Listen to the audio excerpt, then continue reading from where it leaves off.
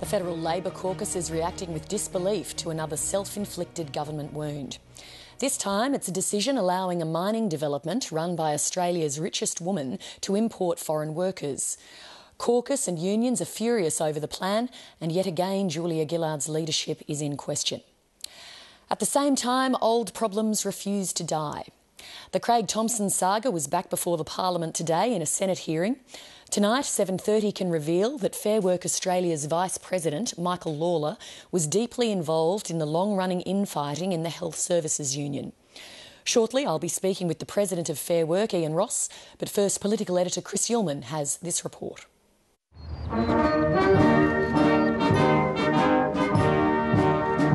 As the Prime Minister welcomed her Thai counterpart today, Parliament presented a facade of calm and order.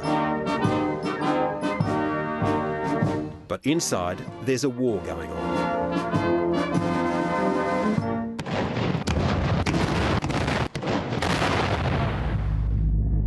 There is huge dysfunctionality within the Prime Minister's office. I didn't know about the agreement. It is gobsmacking. Apparently there are other better friends to Gina than me. She has lost control of her own government. I do not support enterprise migration agreements. The government is falling apart at the seams. Everyone now has the opening statements. The Gillard government's now bleeding on so many fronts it's hard to know where to look first. But as the day began, one deep, old wound was being prodded. Over the past 12 months or so, Fair Work Australia has been subjected to sustained criticism about the time it has taken to complete investigations into the HSU. Fair Work Australia was before an Estimates Committee hearing, combing through the 1,100-page report into the failings of the Health Services Union and its damning findings against former Labor, now independent MP Craig Thomson. The inquiries and subsequent investigations have taken an unreasonably long time, raising legitimate questions. The agency's recently appointed president recognises his organisation's failings have also been laid bare by the affair. It is clear that the criticism made about the process has significantly damaged the tribunal's reputation. The question Fair Work has to answer. The Coalition's obsession was to unpick the statement Craig Thomson made to Parliament in order to prosecute the case that he misled the chamber. It's become quite apparent that the tsunami of straw men that Craig Thomson tried to serve up in his parliamentary statement have been well and truly blown away. Among the allegations Mr Thomson levelled against Fair Work Australia was that its Vice President, Michael Lawler, might have interfered with the inquiry, given his relationship to the HSU National Secretary, Cathy Jackson. Rarely has it been raised in the media that her partner is the second in charge of Fair Work Australia.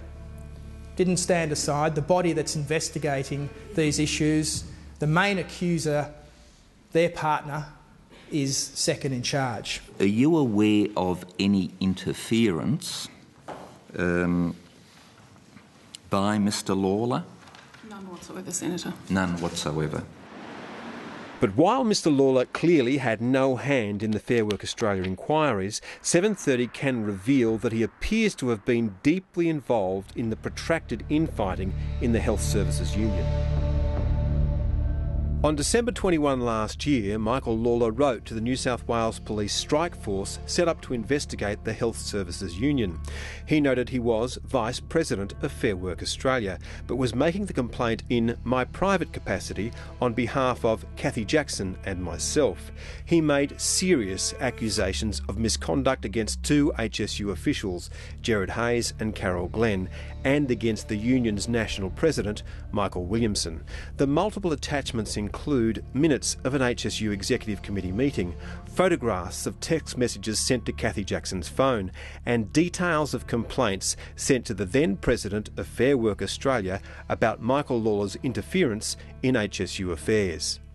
Michael Lawler told 7:30 he was obliged by strong convention to refrain from making any public comment in relation to matters of public controversy. In a later message, he said he strongly rejected any imputation of wrongdoing and would place any imputation in the hands of his solicitors. Fair Work's president pointed out that the members of its tribunal enjoy the same status as judges. In any event, the conduct of a member of Fair Work is fundamentally not a matter for me. It is actually a matter for the Parliament. All that would be enough trouble for any government, but this one has an almost supernatural ability to pile woe upon woe. The latest self-inflicted wound is the decision to allow Australia's richest woman access to 1,700 foreign workers under an enterprise migration scheme. It sparked a battle with the unions, a brawl among ministers and split Labor's caucus. Foreign companies using foreign workforces. I'm from Queensland, where we can barely get enough workers to go to Gladstone. But the agreement shouldn't surprise anyone. The move was first flagged in last year's budget, and this is what 7:30 put to air on March 29. Gina Rinehart is digging in on what she says is the number one problem threatening major resource projects in Australia, an acute labour shortage. Proposed solution, guest workers. Her new Roy Hill iron ore project is now negotiating with government Australia's first Enterprise Migration Agreement, or EMA. The Prime Minister has the call. And yet the Prime Minister's supporters say she was blindsided by the Immigration Minister's decision to press the go button on the first agreement. I was fully briefed about the Roy Hill Enterprise Migration Agreement, having returned from Chicago on Wednesday. The arrangement with Roy Hill was not struck until later that week. The detailed brief was provided to the Prime Minister's office early in the week of the 21st of May. Apparently news about the agreement came as the Prime Minister's plane was in the air.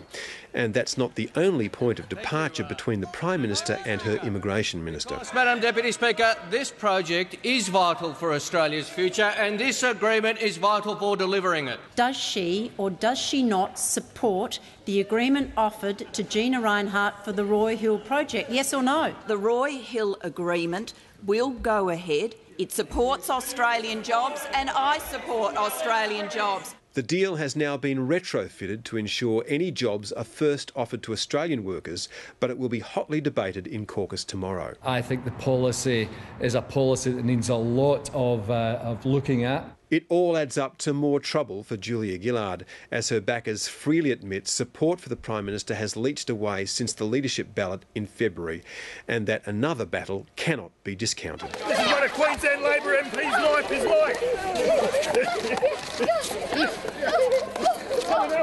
Did you support Julia Gillard? Yes, I do. Yes, I do. Do you believe there's any leadership challenge at the moment? No, no. Even some of those in the Prime Minister's Praetorian Guard have now given up hope of a change in fortunes. In the words of one senior government minister, "Mate, we couldn't get a bounce out of a jumping castle."